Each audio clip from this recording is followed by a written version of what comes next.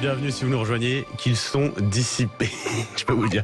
Il y a de l'ambiance ici avec Éric Nolot et Guillaume Bigot, ça promet, on va commencer à parler effectivement pour nos débats du grand matin. Alors on va parler de la grève de la SNCF tout à l'heure, mais on commence par le Scrabble. Ouais, ça vous intéresse, ça vous passionne, avec donc ces 62 mots qui vont être bannis de la règle de jeu officielle. Alors parmi les mots qui seront interdits, Bosch, Tantou, Stafiole, Schleu, Travelot, voilà, en raison de leur caractère discriminatoire, raciste, homophobe. Ça fait beaucoup réagir, notamment vous, Éric Nolot. Oui, ça me fait réagir parce qu'il y a une vérité historique indiscutable, c'est que tous les projets totalitaires commencent par un contrôle du langage. Et le projet wokiste est un projet totalitaire qui connaît un nouveau développement, une nouvelle illustration. Pour bien comprendre quand même à quel point de délire on en est arrivé, donc le Scrabble, la société qui commercialise le Scrabble, interdit, déclare illicite certains mots, mais demande, puisque c'est indexé sur leur présence dans le dictionnaire, demande au dictionnaire de supprimer ces mots. Tout à fait. Alors, c'est extraordinaire parce que, normalement, la vie du langage est une vie un peu organique. Les mots vivent, les mots meurent, ça tombe en désuétude. Il n'y a pas vraiment de règles. Ouais. Non, c'est l'usage. Mais là, tout à fait. L'usage est remplacé par le décret, et le décret idéologique, c'est-à-dire, vous décidez à la place des gens comment va évoluer la manière dont ils parlent. C'est un projet d'essence totalitaire, sous des apparences un peu marrantes, comme ça. C'est vrai qu'on rigole avec Guillaume Bigot depuis ce matin, il faut bien le dire. On ne prend pas ça au tragique, mais il y a quand même une part de tragique qu'il ne faut pas mésestimer, parce que ce n'est que le début. Vous verrez qu'il va y avoir la queue des associations qui, toutes, au nom d'une cause, vont réclamer la suppression de tel ou tel mot, non seulement dans le Scrabble, mais aussi dans nos dictionnaires et dans nos bouches. Pour vous, ça va être, c'est la fuite en avant aussi, d'une certaine manière, là, Guillaume Bigot ? Totalitarisme, 11 lettres, pas mieux. Voilà, c'est effectivement... Ça fait pas un Scrabble. Oui, c'est un peu long, malheureusement. C'est un peu long, oui. c'est un peu long, ça marche pas. Allez, on l'accepte. Même avec des lettres contre triple, ça va pas aller chercher loin. Non, c'est vrai, c'est vrai. Non, je me poussais pas à la faute. Donc, il y a une... Nolot a tout dit, c'est une épuration lexicale. Il y a maintenant des commissaires politiques qui travaillent pour le Scrabble. Voilà, en fait, ça veut dire quoi? C'est très intéressant parce que d'abord, ça signifie que les gens qui éditent ce jeu sont exactement comme toutes les grandes entreprises, c'est-à-dire dans la soumission au conformisme ambiant. Tous ces gens-là sont des caniches du MEDEF, de l'Amérique, de l'Union européenne. C'est les gens qui mettent sur leur profil Facebook qu'ils ont bien été vaccinés. Ils ont leur petit drapeau LGBT, leur petit drapeau ukrainien. Ils sont du côté du manche, ils cochent toutes les cases. Ils ont leur masque, voilà, pour bien obéir. Donc je suis conformiste. C'est dommage, ça partait bien ce débat, malheureusement. Tu vas voir, ça va être pire. Je suis conformiste, je suis dans l'aplaventrisme, je suis du côté du manche. Mais en fait, on se rend compte, si on réfléchit, que cette épuration lexicale n'a pas exprimé la passion de la soumission de certains aux autorités du moment. C'est totalement dérisoire, c'est totalement vain. Qu'est-ce que ça peut changer? Est-ce qu'il y aura une police du jeu chez vous? Non. Donc en fait, on voit bien que c'est un totalitarisme quand même. Pour rire, c'est un totalitarisme. Comme il y a du coca sans sucre, il y a un totalitarisme sans sang. Et Marx avait raison, l'histoire se répète toujours une deuxième fois sous une forme de comédie. Ça ne servira à rien. Les petits Khmers arc-en-ciel ou les petits Khmers woke, voilà, qui essayent de nous réapprendre à lire. Non, mais là, vous sous-estimez quelque chose. Il y avait un micro-trottoir, on demandait aux gens, qu'est-ce que vous pensez de cette histoire de Scrabble? Et il y a une dame qui a répondu, mais très spontanément, ah oui, c'est un peu dommage, je pourrais plus utiliser des mots. C'est-à-dire qu'elle avait déjà intériorisé, en fait, l'interdiction. Parce qu'elle fait partie de cette catégorie de gens qui sont bien soumis à l'ordre établi. Je ne crois pas. Elle est pas. Oui, elle est peut-être soumise, mais en tout cas, elle intériorise le fait qu'il y aura maintenant une police même à l'intérieur des domiciles. Elle se dit, je veux pas enfreindre la loi, mais c'est pas une loi, madame. Le problème, c'est que le wokisme se substitue à la loi, c'est-à-dire il y a une substitution de l'idéologie à la réalité. Je trouve ça très préoccupant. On pourra toujours les utiliser. C'est vrai que là, c'est pour les compétitions officielles, mais oui, mais cette dame avait déjà intériorisé que c'était comme on ne dépasse pas les 90 km/h. Voilà, c'est quand même tout à fait exceptionnel que quelque chose d'aussi délirant s'impose comme une évidence, comme une règle qu'on va suivre. Mais le totalitarisme, c'est pas que l'idéologie. Là, on est dans l'idéologie qui effectivement est furieusement totalitaire comme toute idéologie, mais il n'y a pas de mécanisme répressif possible. Le sang ne coule pas, on ne va pas réprimer les gens. Donc c'est un tout petit, voilà, c'est pas vraiment un point de détail. Ensuite, ce qu'on pourrait dire, c'est que c'est totalement contre-productif, surtout, cette affaire. Parce qu'en fait, c'est quand même un énorme progrès de la civilisation que de pouvoir verbaliser même des passions tristes, même de la haine, même du mécontentement, même des noms d'oiseaux. D'une certaine façon, il faut que ça sorte. Et plus les gens utilisent des termes violents, et je suis pas sûr que ça entraîne une violence physique. L'homophobie, en tout cas. Mais non, mais la véritable question, c'est pire. C'est pire. Je pense que plus on supprime ces mots-là, moins on peut verbaliser non seulement sa colère, non seulement son déplaisir, le fait d'être choqué, mais surtout même ses préjugés, et moins on pourra les combattre, ces préjugés. Non, mais là, on est dans la pensée magique. Ça veut dire que si, dans un cadre familial, vous alignez sur votre plateau de Scrabble Tarlouse, vous faites avancer la cause de l'homophobie. Enfin, on est quand même dans un truc délirant. Et ensuite, non, mais par contre, Eric, si on interdit Tarlouse, je pense qu'il y aura plus d'homophobie dans la réalité. Une dernière chose, parce que c'est la première fois que je peux prononcer le mot salope en toute impunité à Sud Radio.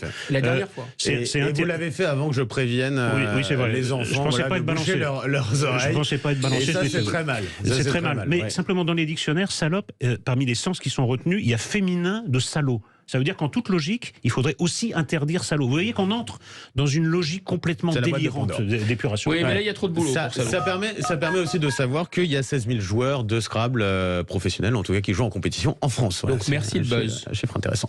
Effectivement. Allez, on passe au standard. 0826 300 300 avec, c'est Jean-Noël qui nous appelle, qui est avec nous. Et on va parler avec vous, Jean-Noël. Bonjour. Bonjour. Et bienvenue sur Sud Radio. Bonjour à Guillaume, bonjour à Eric Nolot. Bonjour à tous vos auditeurs. On change de sujet avec vous, puisqu'on va parler de la grève à la SNCF. Oui, la SNCF. Alors, moi, je vais en trois petits temps. La dette. La dette. 2, combien ça nous revient par Français. Et 3, à partir du moment où il y a un monopole par rapport au transport, aujourd'hui, je trouve cette grève non avenue, combien il y a de syndicalistes permanents sur la SNCF. Apparemment, il y en aurait 10 000, apparemment, sauf erreur de ma part. Et combien font grève aujourd'hui pour prendre en otage 200 000 Français qui partent dans leur famille respective. Ça vient pas des syndicats.